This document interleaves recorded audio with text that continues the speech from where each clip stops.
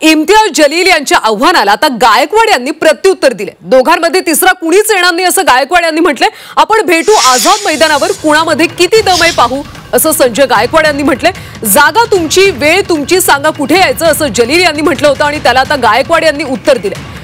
बुलढाण्यात शिवसेना आमदार संजय गायकवाड यांनी काल जाहीर सभेमध्ये इम्तियाज जलील यांना आव्हान केलं।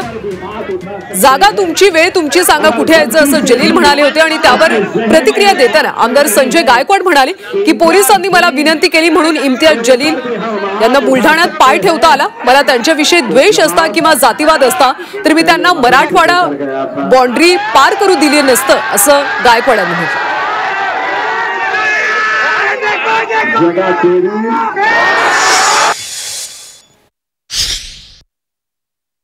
अंदर है कि हमारा कोई कुछ बिगाड़ नहीं सकता है। हम किसी के ऊपर भी हाथ उठा सकते हैं। अगर गलती से भी अपने जहन में ये बात चल रही है कि इम्तियाज जलील के ऊपर भी हम हाथ उठा सकते हैं, तो जवाब पहले वहां से देकर गया था।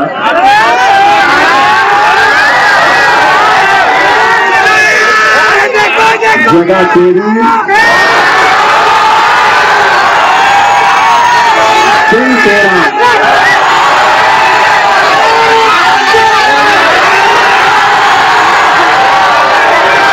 मस्त भी तेरा, बोल कहाँ है।